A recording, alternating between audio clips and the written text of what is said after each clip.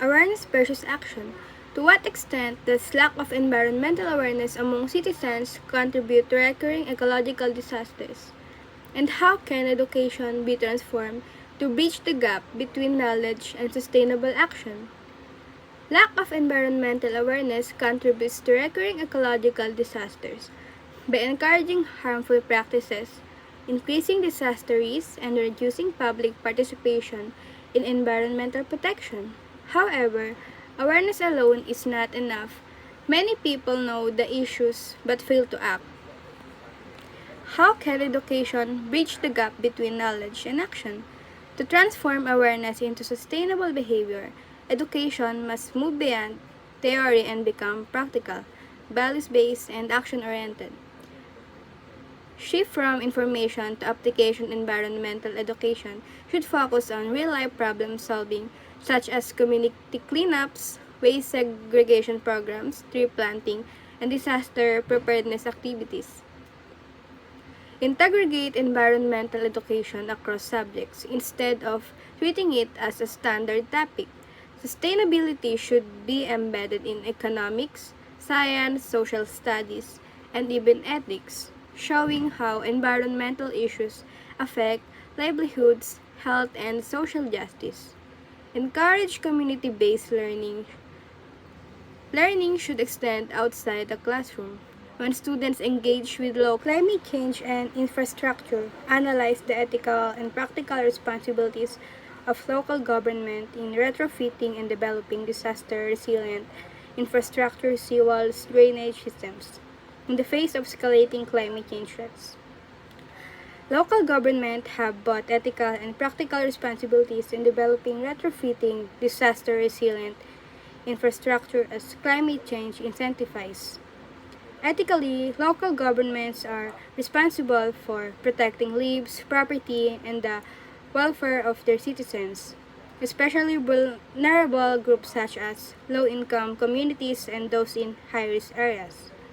Investing in resilient infrastructure reflects principles of justice, accountability, and stewardship, ensuring that present actions do not place future generations at greater risk. Failure to act despite known the climate threats raises ethical concerns about neglect and unequal exposure to disasters. Practically, local governments must plan and implement infrastructure such as seawalls, flood control systems, and climate-adaptive drainage to reduce disaster impacts. This includes conducting risk assessments using climate-resilient designs, allocating budgets efficiently, and coordinating with national agencies and communities. While financial and technical constraints exist, proactive investment is often more cost-effective than repeated disaster recovery. Local governments are ethically bound to safeguard their communities and practically obligated to adapt infrastructure to climate realities.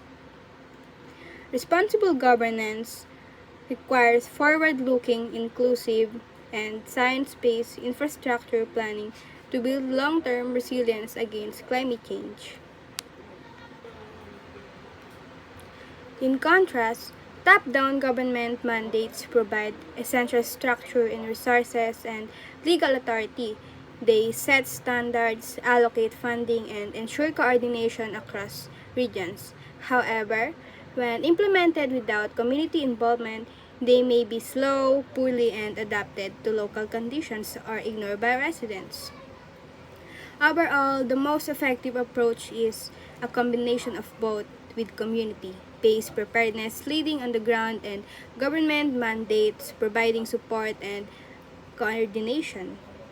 Community-given programs tend to be more immediate and life-saving during emergencies, while government action strengthens sustainability and scale. This role discuss the influence of traditional and social media in raising environmental awareness and communicating disaster warnings.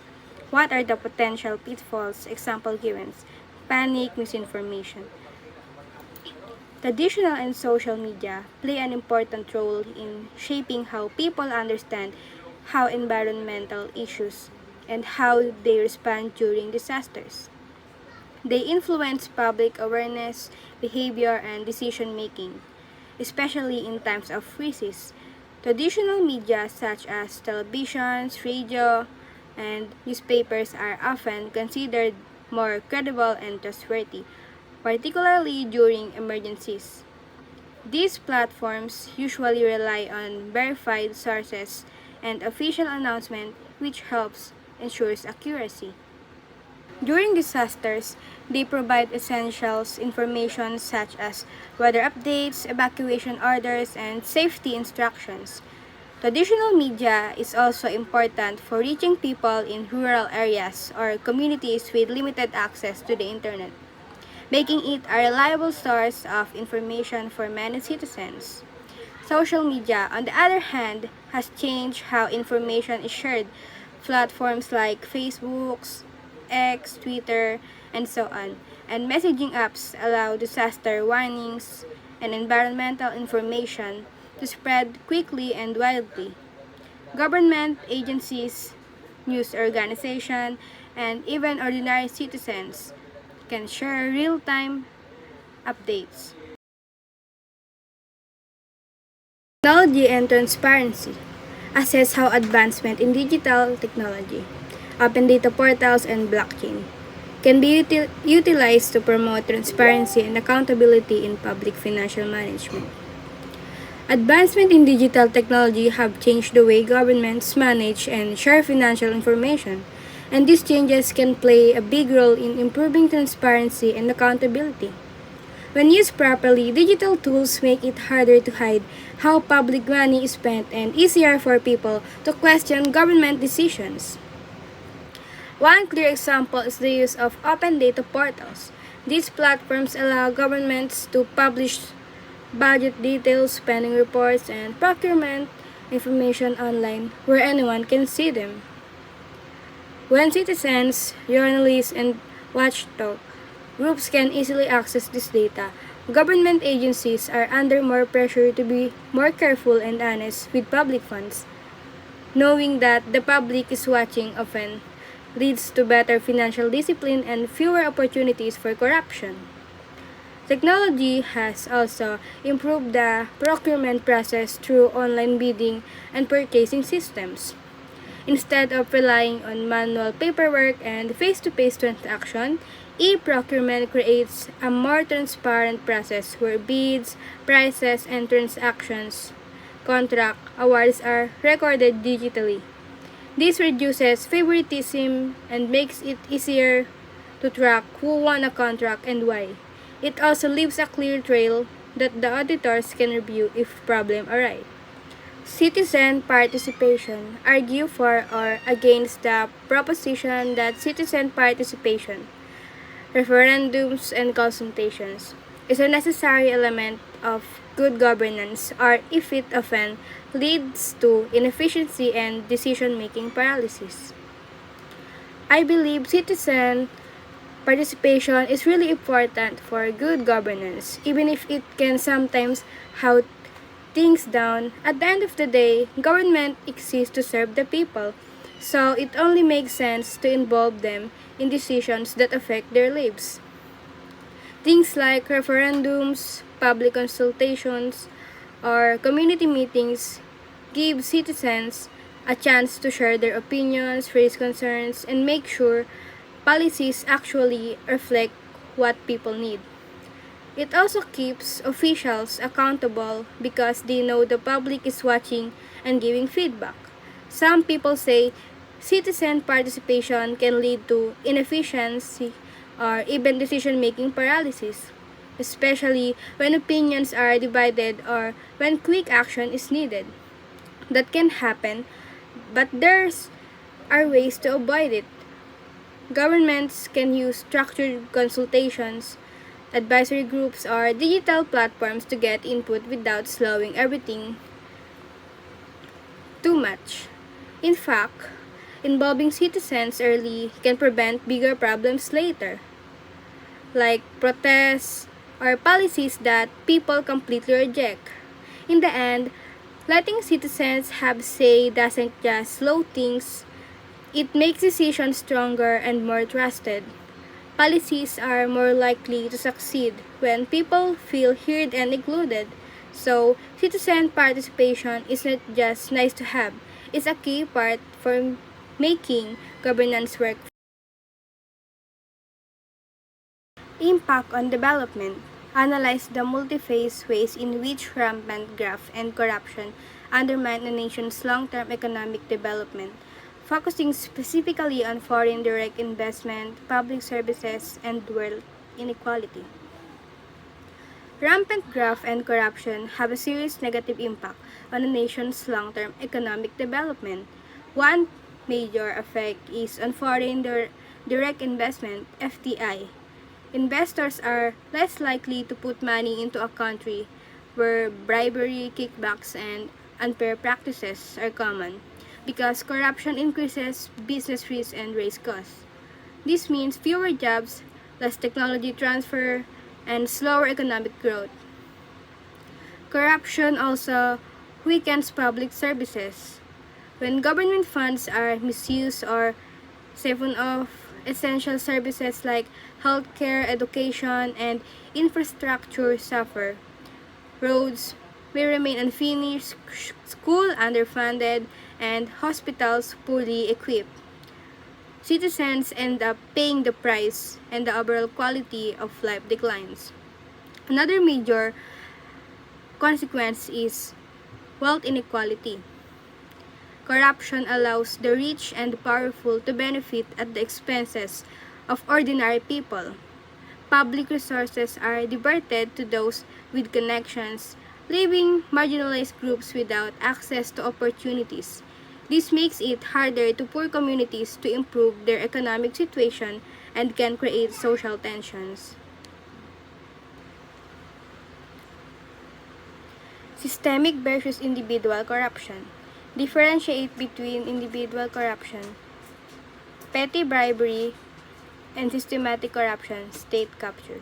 Which form poses a greater threat to democratic institutions, and what distinct anti-corruption strategies are required for each? Individual corruption refers to a small-scale, everyday acts of bribery or misconduct, like a citizen paying a bribe to get a permit or a government employee pocketing a small amount of public funds. It usually affects individuals directly and creates frustration and inefficiency, but doesn't necessarily control the whole system. Systematic corruption, on the other hand, is much deeper. It occurs when corruption is built into the structures of power, often called state capture, where politicians, bureaucrats, and businessmen manipulate laws, policies, and institutions to benefit themselves or a few elites. This type of corruption undermines democracy because it weakens the rule of law, limits accountability, and allows a small group to control government decisions for personal gain. Between the two, systemic corruption is a far greater threat to democratic institutions.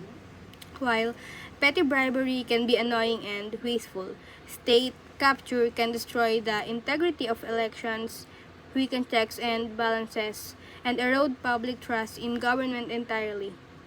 The strategies to fight each type also differ.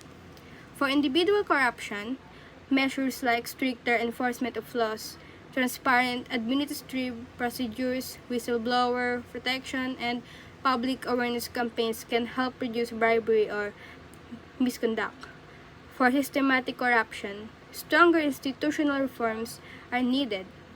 Independent anti-corruption bodies, judicial independence, campaign finance, transparency, and checks to limit the influence of powerful elites on policy making.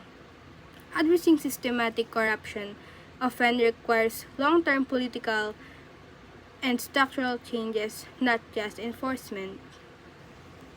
The Anti-Corruption Toolkit evaluates the effectiveness of various anti-corruption mechanisms: anti-graft courts, ombudsman offices, freedom of information laws. Which tools are most potent and what are their common limitations? Various anti-corruption mechanisms play important role in curbing graft, but their effectiveness depends on how well they are implemented and supported. Anti-graft courts are specialized and judicial bodies that handle corruption cases. They can be very effective because they focus on expertise on investigating and prosecuting corrupt officials, which helps speed up justice. However, their impact is limited if the court are underfunded, influenced by politics, or overloaded with cases. Ombudsman offices act as independent watchdogs, receiving complaints from citizens and investigating government misconduct. They can promote accountability and deter abuse of power, especially at the local level. The limitation is that their powers are often advisory rather than binding, and without strong enforcement, their recommendations may be ignored. Freedom of Information or FOI laws increase transparency by allowing citizens and journalists to access government documents and data. FOI laws are powerful because they enable public scrutiny and make it harder for officials to hide corrupt activities. But still, their effectiveness can be limited if information is withheld through bureaucratic loopholes or if citizens and journalists lack the resources to structural versus cyclical unemployment. Explain the difference between structural unemployment and cyclical unemployment. Which type presents a more significant challenge to a modern economy and what targeted policy interventions can address it? Structural unemployment occurs when workers' skills or location do not match the jobs available. For example, if traditional industries like manufacturing decline and new technology-based industry grow, workers may not have the skills needed for these new roles. It can also happen if jobs are concentrated in certain regions, leaving people elsewhere unemployed.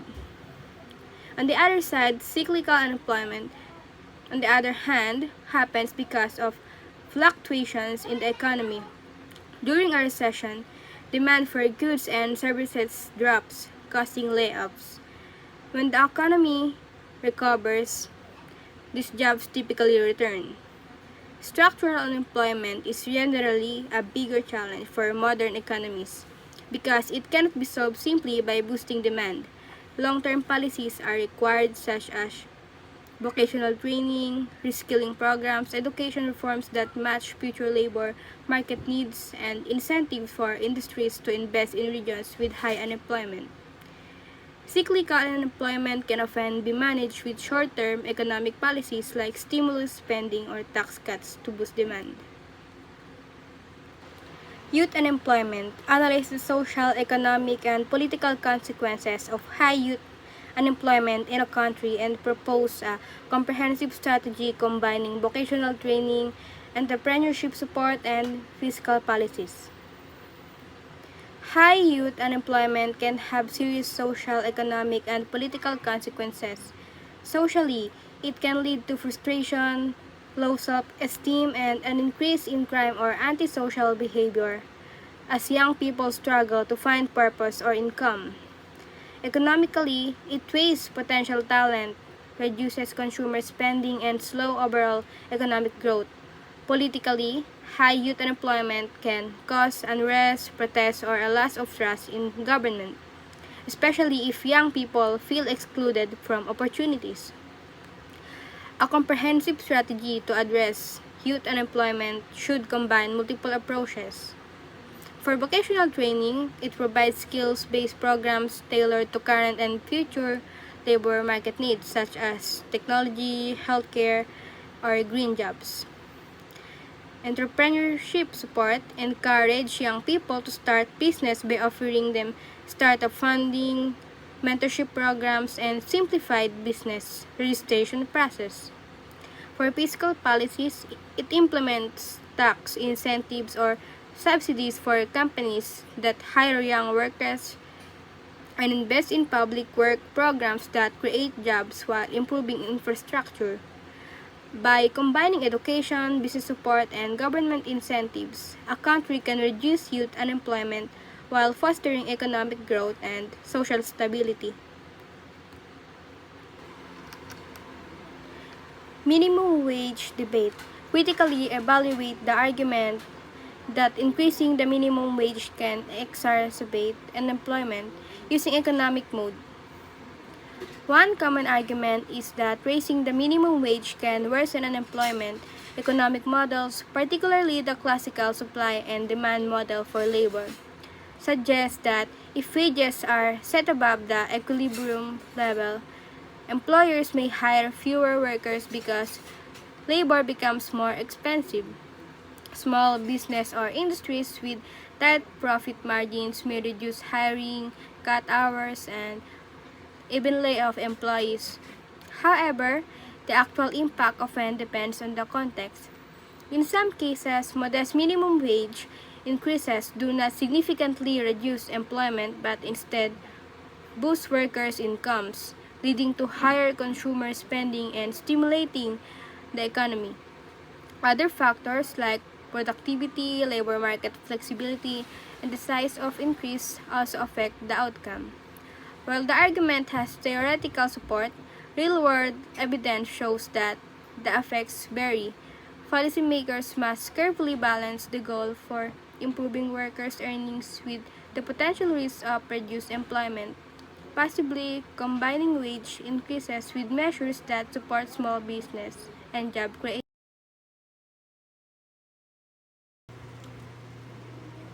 Underreporting and prevention. Examine the primary reasons for the underreporting of child abuse cases. What role should mandatory reporting laws, public awareness and campaigns, and community support system play in increasing reporting and early intervention?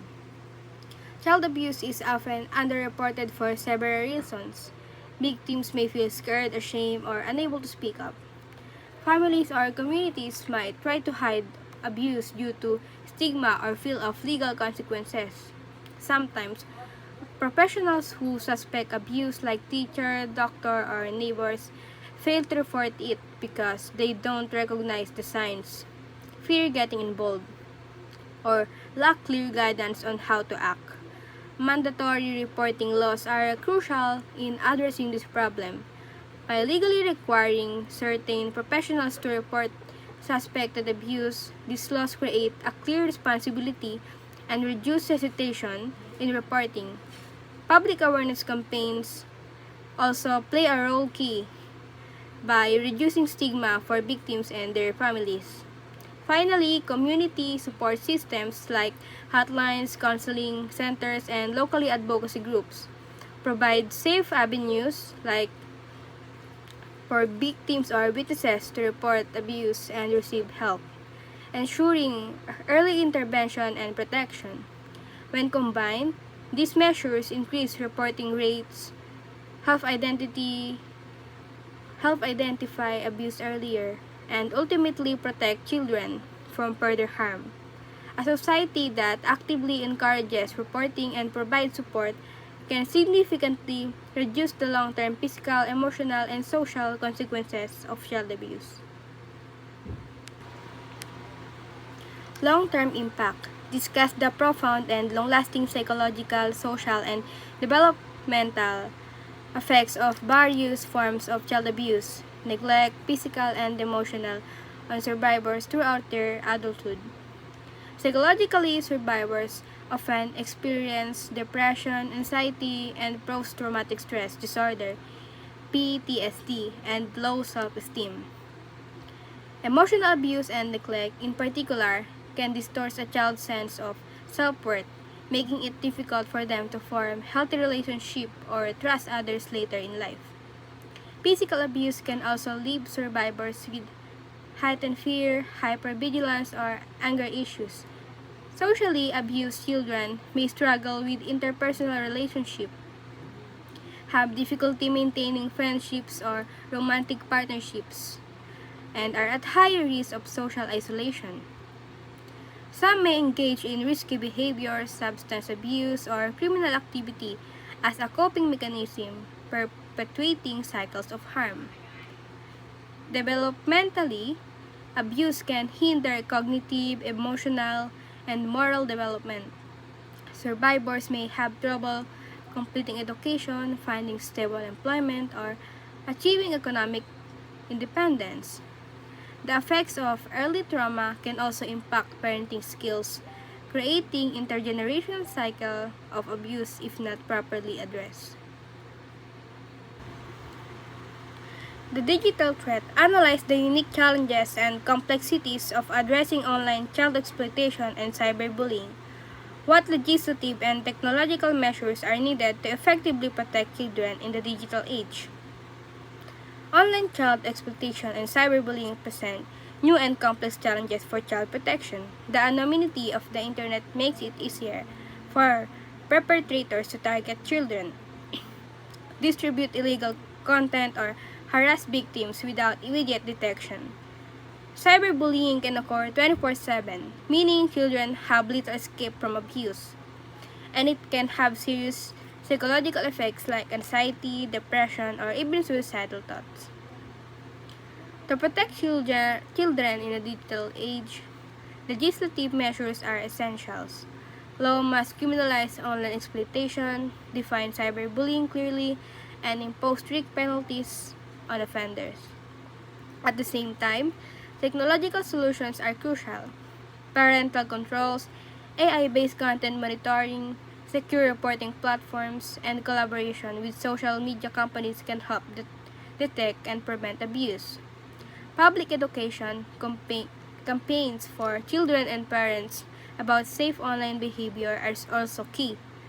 A combination of legal, technological, and educational approaches is necessary to tackle the unique dangers of digital environmentally affected. State intervention and family rights.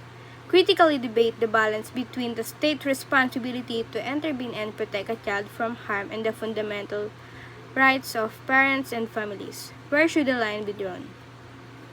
Balancing the state's responsibility to protect children with the fundamental rights of parents and families is one of the most challenging issues in child protection. On the one hand, the state has a duty to safeguard children from abuse, neglect, or any environment that threatens their physical, emotional, or psychological well-being. This responsibility is rooted in the principle that every child has the right to safety, proper care, and development. Regardless of family circumstances, governments are expected to act when children are at risk, whether from physical violence, emotional harm, neglect, or unsafe living conditions. Families have fundamental rights that are recognized by law and international conventions. Parents have the right to raise their children, make decisions regarding education, health, and moral upbringing, and maintain privacy within the household.